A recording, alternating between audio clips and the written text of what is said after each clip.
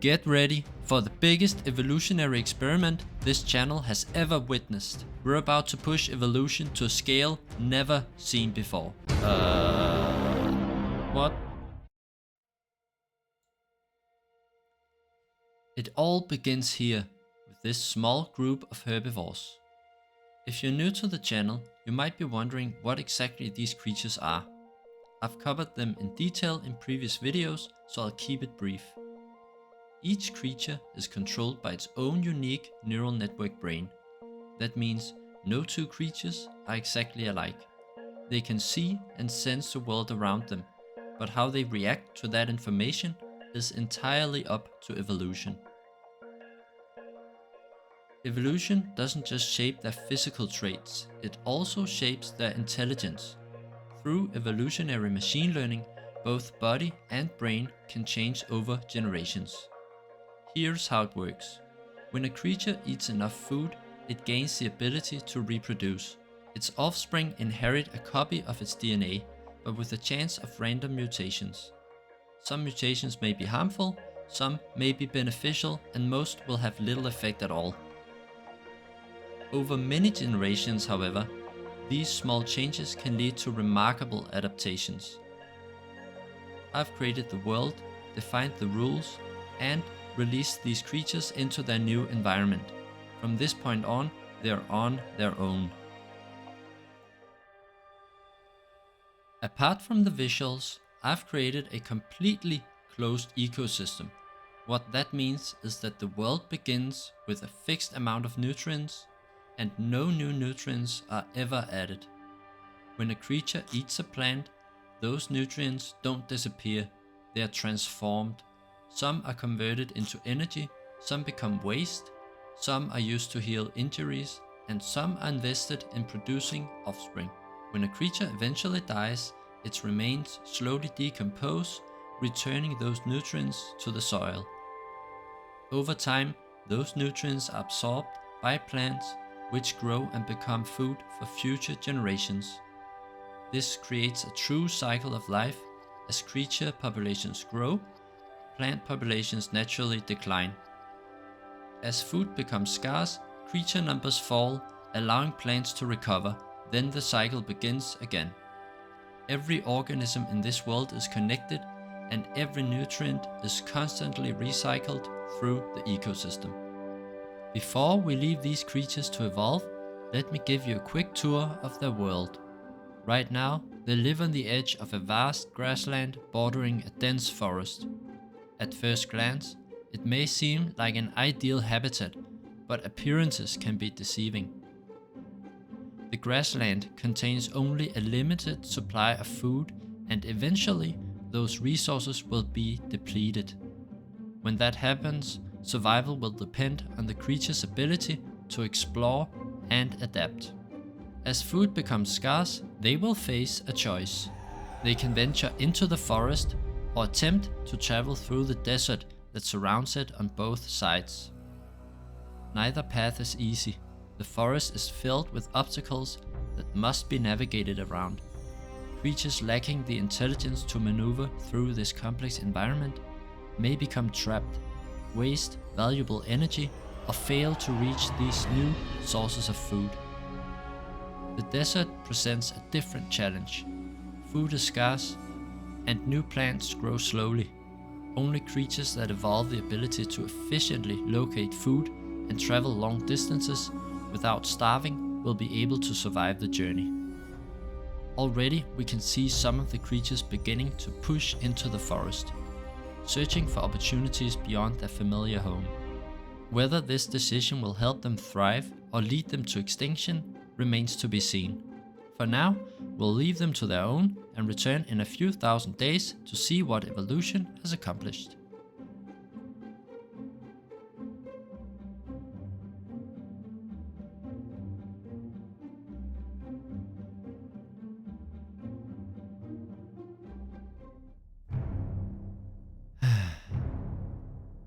I just got back from work and wanted to take a look at the progress, and this was not what I expected. So it's very clear that there is a bug in the code that allows these creatures to grow exponentially, and I'm very certain I know what it is.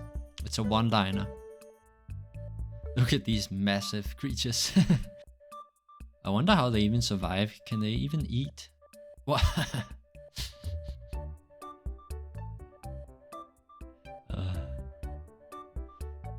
Huge dude. The physics system can't even process this probably. So I've been doing a lot of optimizations on this project, and one of them was creating a pooling system which allowed me to reuse disabled ones. Yeah, I must have forgotten to reset the size of the creatures when they die, so they just grow every single time they're reused. Because I have a hard cap on how large they can be, and they should not be able to grow this large. So let me just fix that and I will get back to you. Well, after losing 17 hours of progress, evolution has now continued for another 33 hours. The creatures have spread across the entire world and now inhabit every corner of the ecosystem. By most measures, the experiment has been a success. But there's one major disappointment. Predators have not emerged. Fortunately, I know why. The environmental settings are simply too harsh. In the real world, a predator can make a kill and then survive for days before needing to hunt again. In my simulation, however, creatures burn through their stored food far too quickly. As a result, any potential predator spends all of its time desperately searching for food and never gets the opportunity to explore, track prey, or develop effective hunting behaviors. But that's okay. I've been secretly conducting another project behind the scenes. In a series of controlled arenas, I've been selectively training creatures to become predators. And now it's time to see what happens when they're released into the wild. These predators will be entering an ecosystem where no creature has ever faced the threat of being hunted by another creature. For thousands of generations, survival has depended on finding food, navigating obstacles, and competing for resources, not escaping predators. Will the ecosystem collapse? Will the herbivores adapt and evolve new defenses? There's only one way to find out. Let's release them. Alright, see how they perform. Spinning around.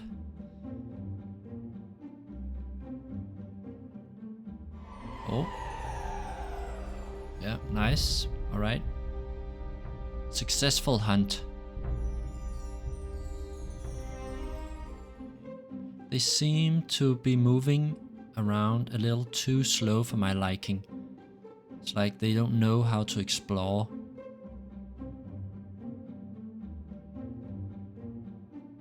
Let's look over here. Here's a predator and plenty of food. Let's see if I can get it.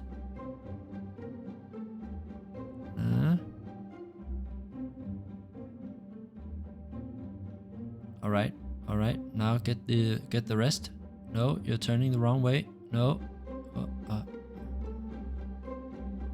Alright, let's go around this tree. Let's see. Oh, there's a herbivore. Yeah, see it? Alright. Seems like a hunt has begun.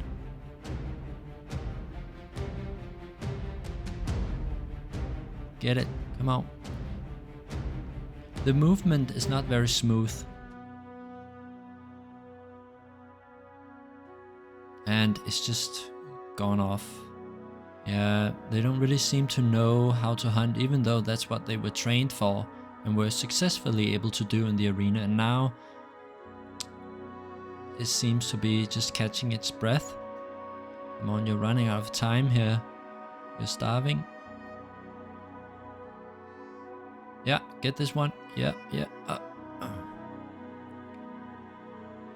Yeah, there's something wrong. They don't know how to explore. They don't know how to hunt. I have a good idea why though. Let's consider their vision. the range of their vision. This is what they actually see.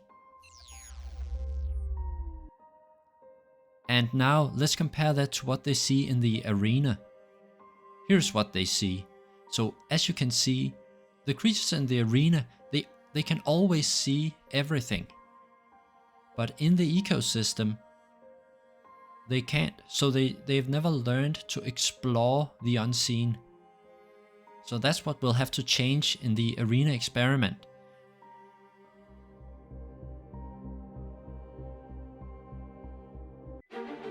I've actually set up 2 different experiments. In the first experiment, the creatures are released into a large arena that remains the same size throughout the entire simulation.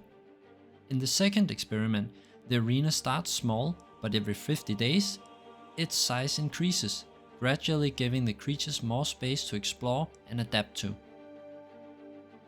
Take a moment to think about which experiment you believe will produce the most successful evolutionary outcomes.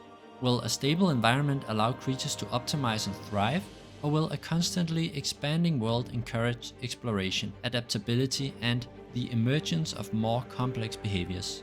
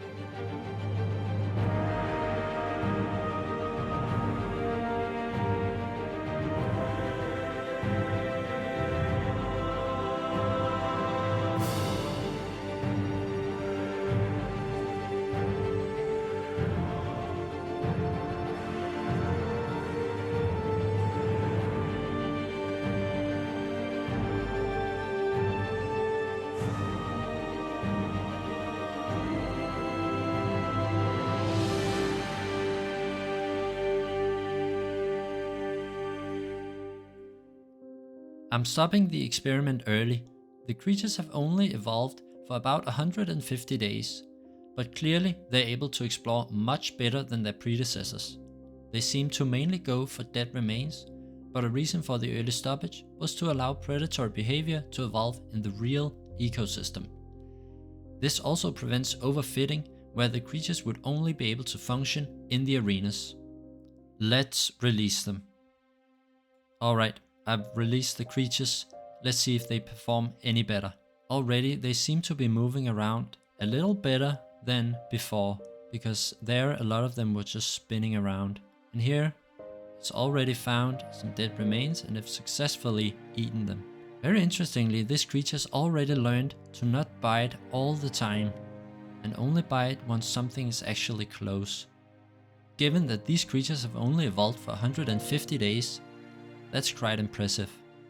Now the movement is still not very smooth, but to be fair to them, they've only evolved for 150 days, where the herbivores in this ecosystem has evolved for almost 6,000 days now, and this creature is performing very well, and this will allow it to reproduce, and it will be very interesting to see when we tune back in about 1,000 days if a population of predators has emerged.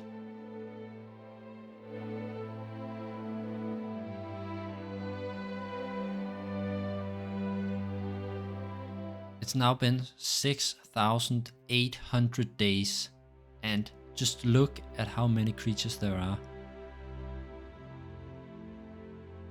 There's a perfect balance between herbivores and predators, with the ratio being around 2:1. And just look at all the different sizes of predators as well. There's this huge creature that just laid a giant egg. And now a hunt has begun. Let's see if we can catch it. It's much slower than the smaller predator. Oh, there comes another smaller one behind it. And took it out. That's a big feast for such a small creature.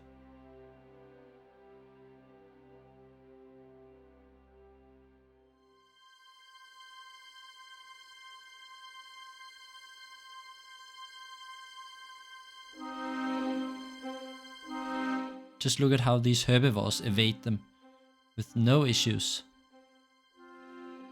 Alright, I spoke a little too soon there. But they seem to be able to evade them quite well.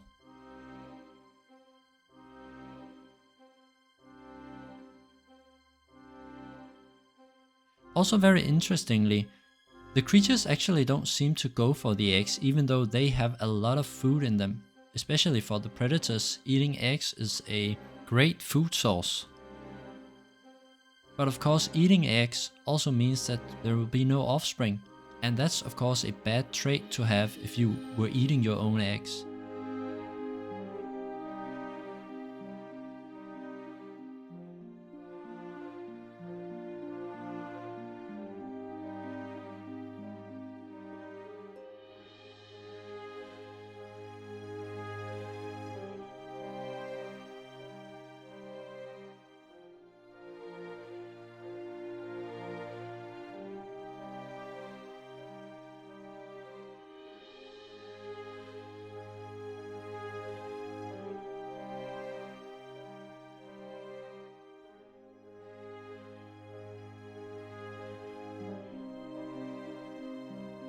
Now, here at the end, I just want to say a big thank you to all of my subscribers. I've finally reached 1000 subscribers, and that's a huge milestone for me, something I didn't actually expect to be able to reach so soon. I love reading all of the comments, especially the positive ones, and I do my best to reply to all of them. Also, if you have any suggestions about future content or suggestions about what I could change in the ecosystem or add other features, please let me know in the comments below. I have a lot of ideas for this ecosystem, and I have a lot of ideas for other videos where I can use this evolutionary machine learning method. For example, I will try to predict the World Cup. As many of you may know, the World Cup is going on right now, so I'll try to teach these guys to play football. Also, I have many other videos planned where I'll teach them to do all sorts of stuff, like combat, shooting, all that kind of stuff. So I'm really looking forward to developing that. I hope you enjoyed this video, and if you did, please don't forget to subscribe so you'll see more of my content in the future. I'll see you next time.